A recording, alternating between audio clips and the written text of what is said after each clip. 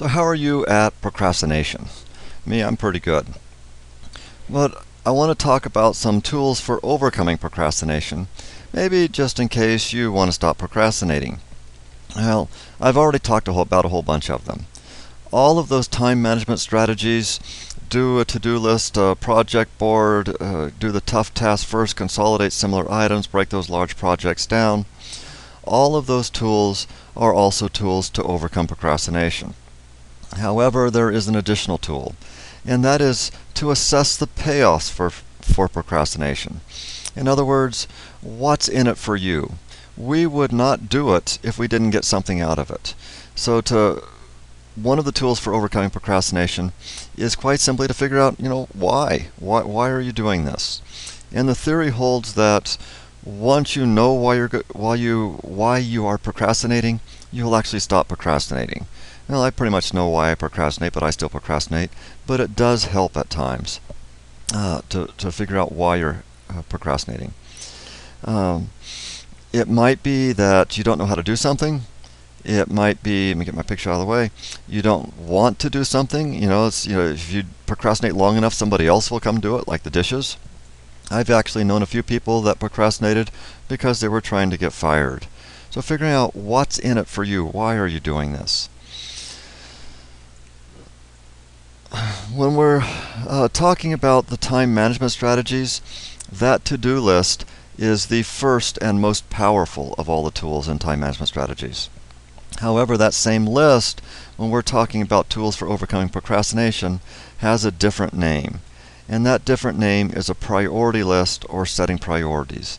It's the same thing, it's just a different name. When we talk about time management strategies, we talk about a to-do list. When we talk about overcoming procrastination, we talk about a priority list or setting our priorities. And there are some tools for controlling interruptions. Interruptions are in quadrant 3 on Stephen Covey's 4-grid time management matrix.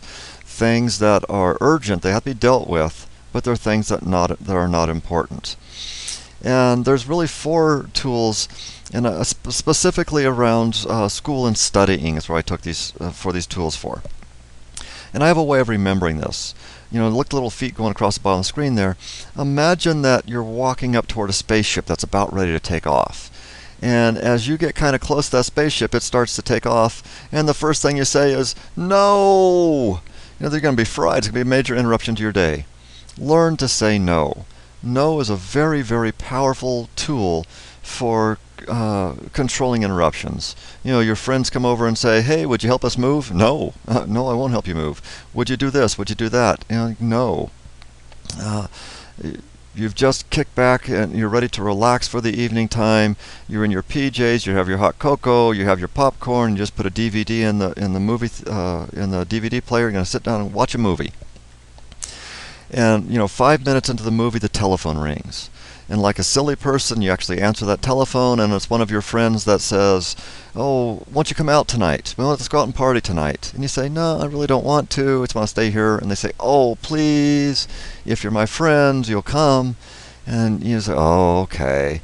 And you get up and you get dressed and you go out. And you may go out and have an absolute wonderful time. But that was still an interruption to your day. Learn to say no. One of the things that I learned, and it took me a long time to learn this, that I can say no to my friends today, and tomorrow they're still my friends. They call you up and say, oh, if you're my friend, you'll go. You can respond, oh, if you're my friend, you won't ask. So learn to say no. And that spaceship is going up at the wrong time, because otherwise I wouldn't be standing there. Find a time that's yours to work or study. Find this time. If you have little kids, it might be while the kids are in bed or while the kids are at school.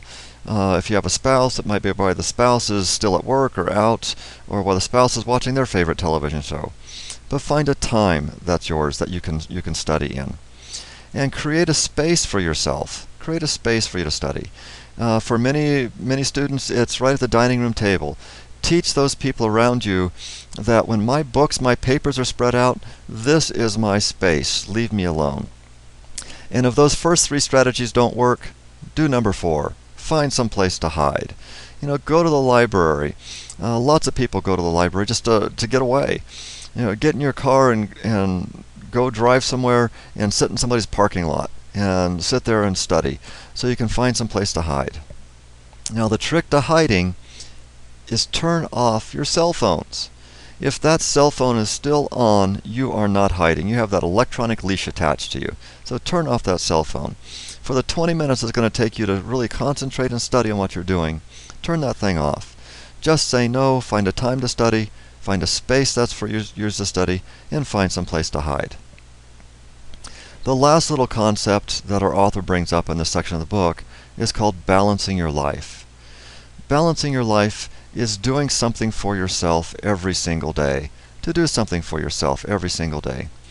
We spend so much time doing things for other people. You know, you spend so many hours a day doing stuff for your boss, for your job, so many hours a day doing stuff for your instructor, for school, so many hours a day doing stuff for your family. Spend some time doing something for yourself and tell yourself, I deserve this. You know, take a few minutes and read a book. Watch your favorite television show. Take the dog for a walk. I used to like the old Calgon commercials. Calgon, take me away. Where the lady goes in the bathroom and locks the door behind her and just sinks down in the tub and drifts off into this wonderful little dream. Do something for yourself every single day. Powerful, remind yourself, I am doing this because I deserve it. Use some of these time management strategies. Take control over your life. Create that time log and find out where your time is really, truly going. I'll see you all in the next lecture.